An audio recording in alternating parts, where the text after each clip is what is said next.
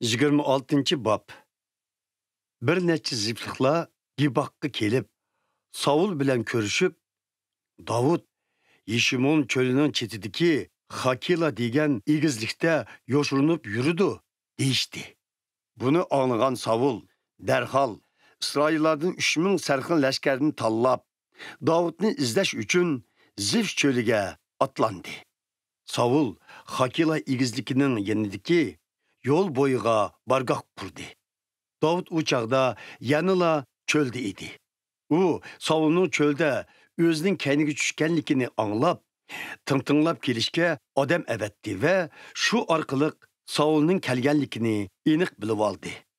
Davud darhol Savul bargoh qurgan yerga berib, Savulning va qo'shinining bosh sarkardisi Nerning o'g'li Abdirning yotgan yerini ko'di. Savul bargohning o'ttirsida lashkarlari bo'lsa, uning atrofida yotgan edi.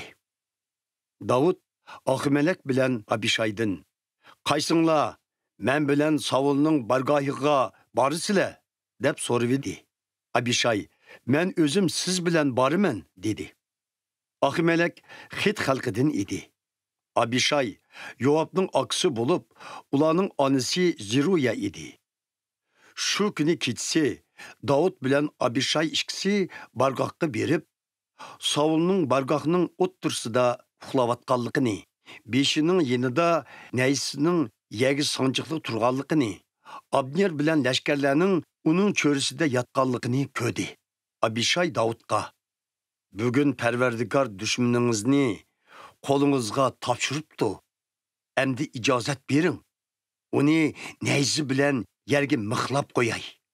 Birla sanchisam bo'ldi. Ikkinchi sanchishimning hojati yo'q" dedi. "Yo'q. Uni o'ltirguchi bo'lma", dedi Davud Abishayga. "Kim u Parvardigor tanlagan podshohga qo'l tekkizib, gunohsiz qolsin. Men mangu hayot Parvardigor oldida qasam ichimanki, Parvardigor o'zi Savulning jinini oladi. U yoki kuni to'shib olamdan o'tadi, yoki jangda halok bo'ladi. Parvardigor meni o'zi tanlagan podshohga qo'l selishimdan saqlasin. Uning beshidagi nayzi bilan Sudanni elib ketayli." Shuning bilan Davud Savulning beshidagi nayzi bilan Sudanni oldi va u yerdan ketdi.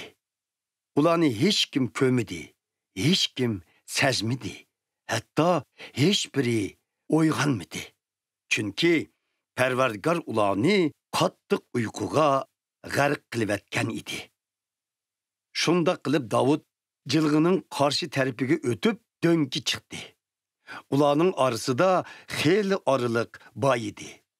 Davud Savulning odamlariga va Nerning o'g'li Abnerga qarab tovladi.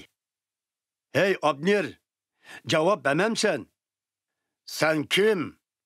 Podshohga qarab tovlashga jur'at qilgan?" dedi Abner.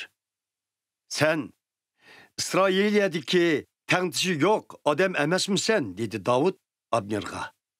"Birsi G'o'jayning bo'lgan podshoh olilarini o'ltirgili kirsa, sen nemishqa podshohni yaxshi qo'g'dimiding? Bunda qilganing yaxshi bo'lmadi. Mangu hayot Parvardigor oldida qasam qilamanki, G'o'jayininglarni, ya'ni Parvardigor tanlagan podshohni yaxshi muofizat qilmaganliginglar uchun hammanglar o'limga mahkumsizlar. Abner, endi qarab boqqina. Podshohning beshidagi nayzi bilan Sudan nerede?" Savul Davudning ovozini tonib uningga, "O'g'lim Davud, bu rostilla senmi?" dedi. "Labbay, podshoh olilari", deb javob berdi Davud. "Men nima ish qildim? Nima yomonlik o'tkazdim? Xo'jayinimning fikrni qo'g'lab yurishidagi sabab nima? Podshoh olilari, endi fikrning gapiga quloq selib baqsınız.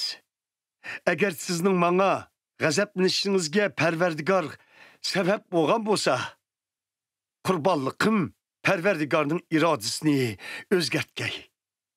Agar buni qilayotganlar insonlar bo'lsa, ular Perverdigar aldıda qarğışqa ketgey. Çünki ula bu kunlarda meni Perverdigarning zeminidan haydab, yot ilohlarga, cho'qlingan yerga qo'g'livatdi. Endi men podshoyimdan qinimning yot zeminda, ya'ni Perverdigarning huzuridan yiroq yerda to'kilishiga yo'l qo'ymasligini o'tinaman. İsraillar podshohining meni kichikkina bir burgini izlab yurishi xuddi taqqa shikorga chiqqanlarning kaklik ovlig'indakla ishdir. Savul mundaq dedi. Men gunoh qildim. Qaytib kel, o'g'lim Davud. Bugun jinimni aziz bilganliking uchun endi ikkinchi sana ziyon zahmat yetkazmayman. Men ahmoqlik qilib, qattiq gunoh qilibdiman. Mana podshoyimizning naysi, dedi Davud. Yigitlaringizdan biri kelib akatsun. Perverdigar bugun podshoyimiz bo'lgan sizni qo'limga topshirgan edi.